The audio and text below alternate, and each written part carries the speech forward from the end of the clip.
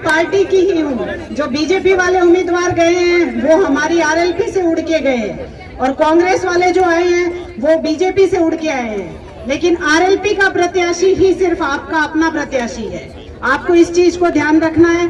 और आपको इतना भी, यहाँ सब लोग आएंगे कि थोड़ा तो एक दो थांके बीच में गिवड़ो हूँ, थांके बेड़ो रिवड़ो हूँ, एक वोट तो बाबा दे दीजो, पर बाबा गलती मत कर दीजो आप, क्योंकि उन्होंने अपना व्यक्तिगत फायदा सोचा है। आप लोगों ने जिस नेता को मजबूत किया, जिस नेता को आपने इतने ऊंचाइयों पे पहुंचाया, उस आदमी ने आप ही के नेता के पीठ में खंजर घोंपने का काम किया है। आज उनकी पत्नी आरएलपी से प्रधान है।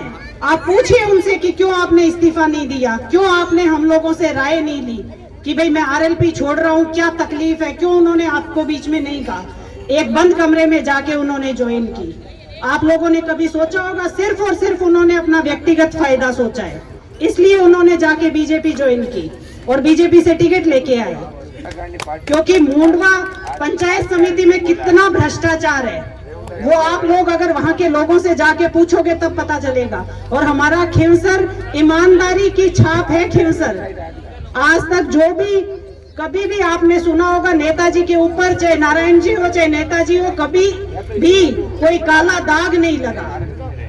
कभी भी आज तक कोई नहीं कह सकता कि ये ईमानदार नेता नहीं है। तो इस ईमानदारी का जो ठप्पा है वो आप मिटने मत देना। आप लोगों से मेरा इतना ही निवेदन है कि आप लोगों ने इस पार्टी को बनाया है और आप ही इसको आगे मजबूत करेंगे। उधर से आते हैं, यहाँ आके कहते हैं माँ सड़क बेल्ट इतनी लीड ले रहा हूँ, तो पाछो जवाब बन दो कि माँ बची ठोकर मेरा। मैं आपको इतना ही विश्वास दिलाती हूँ कि नेताजी और नारायण जी आपके बीच में जैसे रहे हैं वैसे भी मैं इनके पीछे, क्योंकि मेरे आला कमान तो ये दो भाई है और इनको आप बीच में, और हमारी आला कमान आप है, आरएलपी पार्टी की आला कमान आप है। बीजेपी को आप कोई काम बताओगे? हाँ, अगर आप लोगों को प्राइवेट स्कूल, प्राइवेट हॉस्पिटल ये चालू करवाने हैं, उनके जो उनको फीस देते रहना, भरते रहना, वो जरूर करवा देंगे, लेकिन सरकारी सुविधाओं को लाभ नहीं देने देंगे आपको।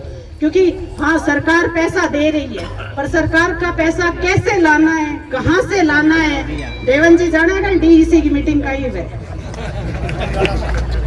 हाँ, आप पढ़ा लिखा चुनोगे, आपने आगे भी पढ़े लिखे नेता को चुना है, आपने इतनी ऊंचाइयों पे पहुंचाया है, कोई जरूरी नहीं है। हाँ, लेकिन मजबूती जो है, ये जो सारे बाबा बैठे हैं, ये सब लोग मुझे इतनी मजबूती देंगे हमारी पार्टी को, क्योंकि आपने ही बनाई है वो पार्टी। और इस एरिया का इतना बड़ा संघर्ष है, इतना बड़ा इतिहास है, बहनावे ना थड़ी बेल्ट में बढ़ते ही पसीना छूटने लग जाए, चाहे वह बीजेपी वाला है चाहे कांग्रेस वाला है। आप लोगों ने इस बेल्ट में कहते हैं कि कांग्रेस का दबदबा था, लेकिन जब से खींवसर विधानसभा बनी है तब से आपने हमेशा नेताजी को मजबूत करने का काम किया है। और मैं आपसे यही उम्मीद करती हूँ कि आप हमेशा इसी राह पे चलेंगे और अपने नेता को कभी कमजोर नहीं होने देंगे। जिस नेता को आपने तैयार किया है, जो आपका नेता है, 24 घंटे आपके बीच में रहता है, हमने कभी ये नहीं कहा कि हमारे परिवार में आप हमारे साथ रहो। कभी कोई पारिवारिक कार्यक्रम हुआ, मैंने कभी नेताजी से शिकायत नहीं की, क्योंकि नेताजी एक ही बात बोलते थे कि मेरे परिवार तुम लोगों से पहले मेरा परिवार खींवसर है।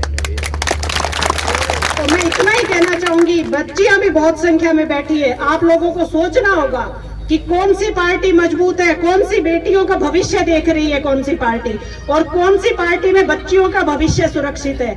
ये चीज भी आपको देखनी होगी। हमारी आरएलपी पार्टी में कोई भी ऐसा नहीं होगा जो बच्चियों की तरफ आंख उठा के भी देख सके। लेकिन जब बच्चियों के ऊपर अत्याचार होता है तो कौन बोलता है?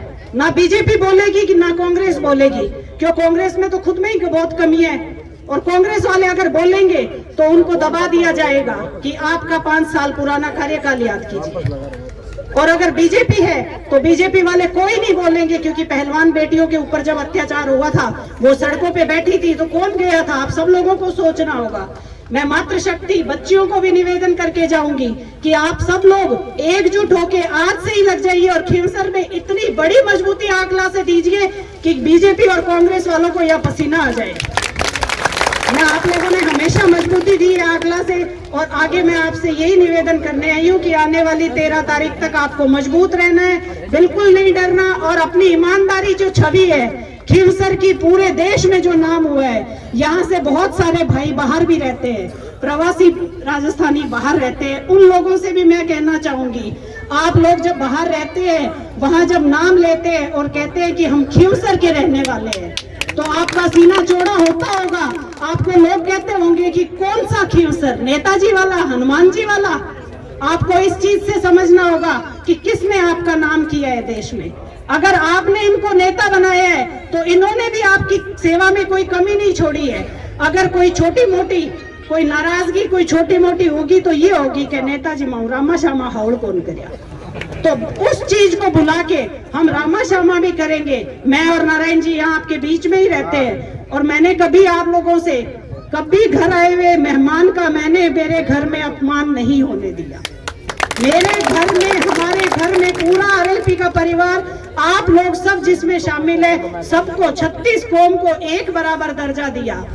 नेताजी सोफे पे बैठे तो आप सब भी सोफे पे बैठे। कभी हमने ये नहीं कि भेदभाव किया हो कि हम नेता है और आप जनता है, नहीं, आप लोगों ने हमें बनाया है। इसलिए मैं इतना ही निवेदन करूंगी कि जो खींवसर की हमारी छाप बनी है उसको मिटने मत देना और मजबूत रहना। 13 तारीख तक मजबूत रहना, क्योंकि 13 तारीख तक बीजेपी की सरकार है जो जोर लगाएगी। जो 1 साल पहले जो काम था हमारा, जो रुकवा दिया गया है, फंड निकला था, वो पैसा किसका था? खींवसर की जनता का पैसा था। साहब ने अखबार में छपा था कि एक ही दिन में 5 करोड़ रुपए निकाले, लेकिन बीजेपी ने क्या किया? रोक दिया। ये 13 तारीख तक ये काम हो सकता है। 13 तारीख तक बीजेपी की सरकार है, और अगर आप मजबूत रहोगे तो 13 तारीख के भी होगी। खींवसर में भी